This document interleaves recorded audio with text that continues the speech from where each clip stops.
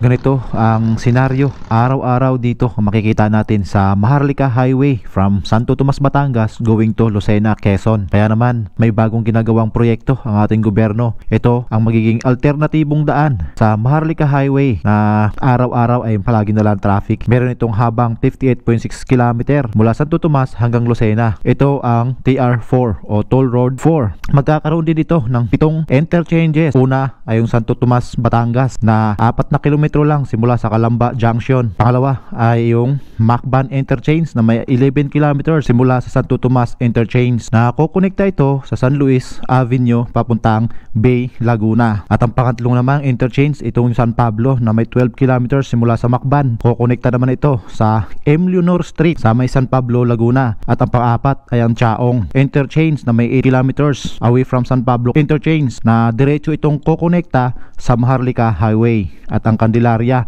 Interchange ang panlima na may 14 kilometers away from Chaong. At parehas na ito sa Chaong Interchange, kukonekta din ito direkta sa Maharlika Highway. Sumunod naman sa pang-anim ang Sariaya Interchange at ang dulo nito yung Lucena Interchange na matatagpuan sa Tayabas Sariraya Road. So inasahan na ang proyektong ito ay magpapaigsi ng inyong travel time simula Santo Tomas, Batangas papuntang Lucena, Quezon. At ngayon sa ating paglalakbay ay sisilipin natin itong isa sa mga parte nitong ginagawang TR4, no? Dahil ang buong proyektong ito ay nahahati sa iba't ibang package. So dito ay susimulan natin ang ating pagsilip sa may Santo Tomas going to Macban, Laguna. Ito yung package A. Padiretso ito doon sa paanan ng Makiling. Ito na yung expressway, oh. Ayan. Tapos dito sa kaliwa natin, dyan, oh, may ginuguhit na rin dyan. Ay, may hinuhukay na dyan. So dito parte gagawin yung inaka-interchange, no? Ito na. Ito yung ginagawang interchange dito sa, ayan, oh, makikita natin yung kanilang boom crane.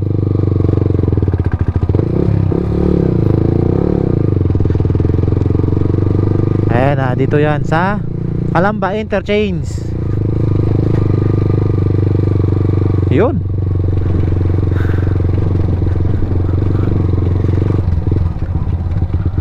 Ayan na yung expressway dyan, no? Sa may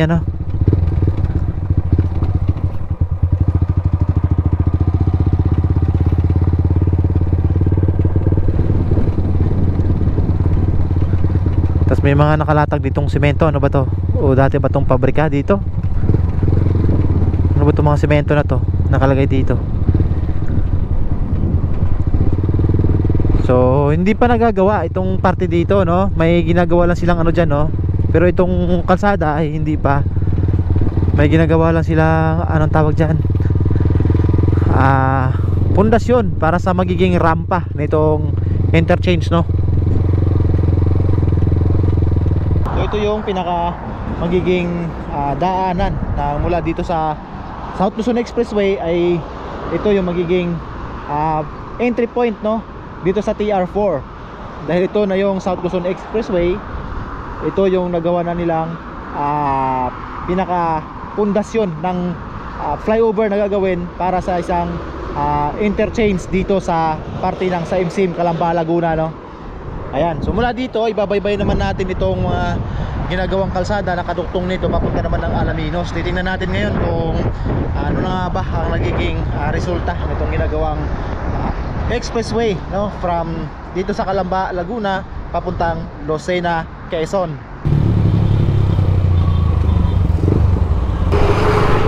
Itong kanto na to, dito tayo kakaliwa.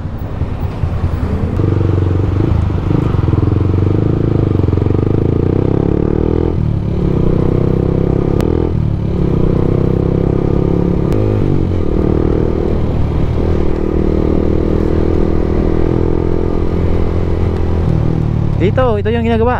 Ayan, may kubo maliit. Ito yung pasukin natin. Dito natin makikita yung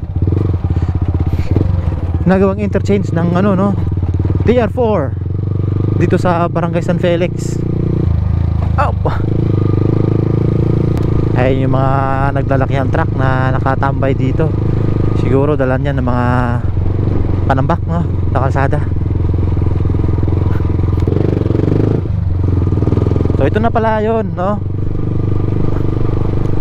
Hindi pa daw malulusot to. Ayan na, ito na yung pinaka ikutan na ginagawa, na meron na silang ginagawang ano dyan, no? Ano ba yan? Box, no? Oh, ito na yung pinaka interchange. Ayan, no? Ito na yung natin malalaman kung ano bang gagawin nito, rampa, viaduct o ano, no? Ito na yung pinaka ano nila, oh. Ayan, gawa na yung pinaka box. Dito tayo sa Macban Interchange. Ito yung ginagawa nilang ano, pinaka pundasyon nitong magiging rampa dito sa Macban, no? Ito dito pati papunta ito ng Kalamba. Diyan, binabay natin itong kanina hanggang doon. Tapos ito naman papunta naman na ito ng Alaminos. Ang sabi ni Sir, no, yung gwardiya dito abot na daw to ng San Benito. Itong ano to, itong kahabaan na to. So subukan natin baybayin ito ngayon. Titingnan natin kung ano na ba ang nagiging ano diyan, kaganapan diyan sa parte na yan. Yan, yun nga lang, umaambon ngayon kaya hindi natin masyadong maipush yung drone natin na medyo malayo-layo dahil nga mahangin, sobrang lakas ng hangin at bukod diyan pumapatak yung ambon, no? May kasamang ambon yung hangin kaya delikado sa ating drone. Tara, try natin ano. Ayan, no. Try natin baybayin yan. Hindi naman natalalakas itong ulan.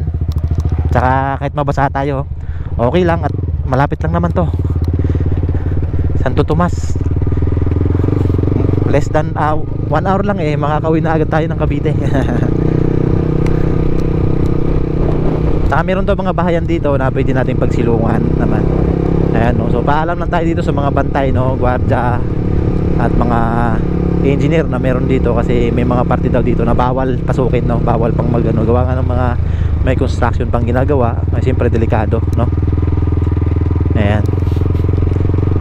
So dyan ano na pala yan, no, highway na pala makikita natin yan. May nakikita akong dumadaang sasakyan. Ayan, sobrang lakas ng hangin ngayon, ang alikabok. Tapos may kasamang ano yung hangin, tubig, no, tubig ulan. So ayan, ito na yung ano ginagawa nila ditong ano rampa, no. Ayan, no. Tapos ayan na yung highway. Highway, ito yung kalsada na binabay natin kanina. Ayan. Ayan, papunta ng Bae. Itong kalsada na to, kahabaan na to, papunta yan ng Bae.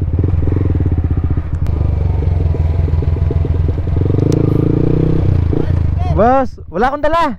Naubos eh. Anong page niya? Para Manlalakbay. Manlalakbay. Ano pangalan mo? Carlos Salvador. Carlos Salvador. Yan, shout out kay Carlos Salvador. Tsaka sila Busing. Manlalakbay. Manlalakbay. Ayan. Ayan. Salamat sa inyo. Ingat, ingat. Thank you, thank you. Thank you, ha. Mamaya pagbalik ako.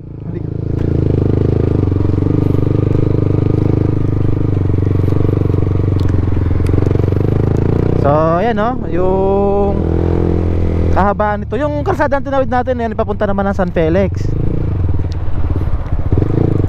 Thank you. Salamat po. Ayan, itong kahabaan na ito, baybayin natin kung hanggang saan na ba itong nagawa ang kalsada. Yun, simentado na nga, oh. Kaso muulan, maambon. Simentado na. Baybayin natin tong ano na to. Oops.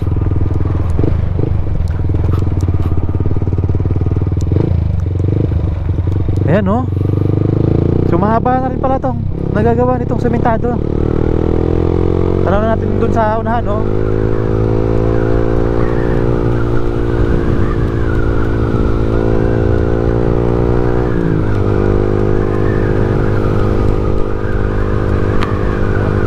Maambon.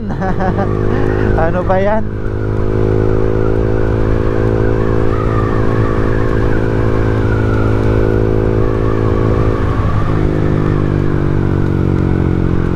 Ayan, tapos dito harap road ulit. Ayan.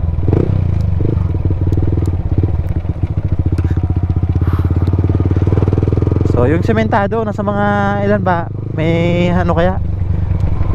Kulang-kulang 100 meters, no? Saan ba pwede ang daan dito? Sa rampa na to, tingnan natin. Caution, watch out, falling rocks.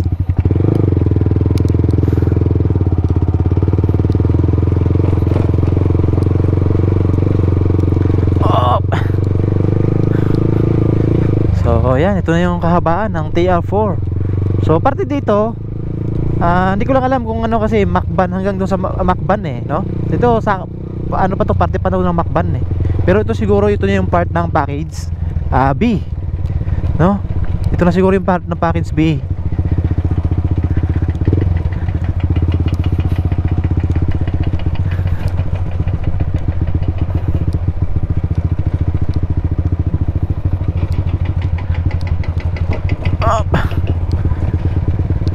Napakalawak nitong ano, kalsada na to.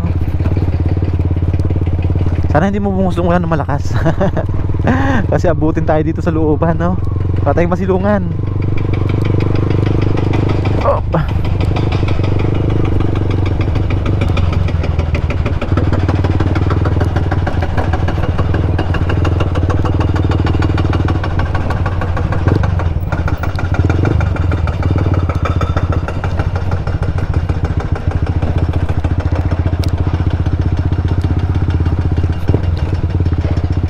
Tapos dun sa unahan, oh, sementado na rin pala.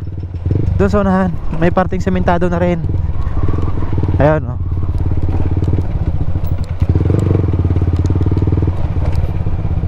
Medyo mabako na dito ang parte.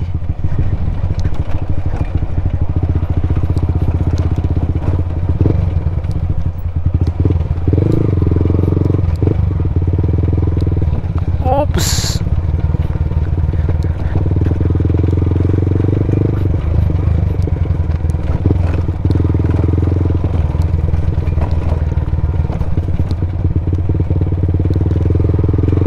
Ayan, oh. Dito ay sementado na.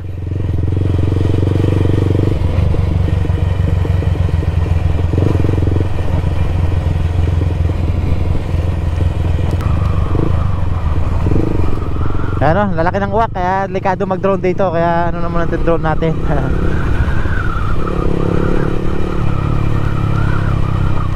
Yan na ang ambon, lumakas na. Natin doon sa ilalim ng ano.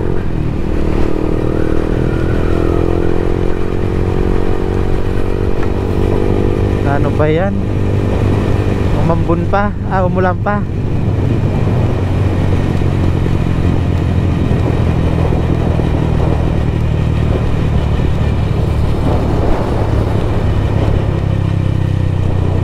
Nakikita nyo palang flyover dyan sa harapan natin ay papuntayan ng Alaminos Solar Farm. So dahil ang parte na ito ay sakop na ng Alaminos, at dahil nga bumuhos na ang ulan ay hanggang dito na lang muna yung ating pagbabaybay nitong TR4, at pabalikan na lang natin ito kapag kumanda na ulit ang panahon.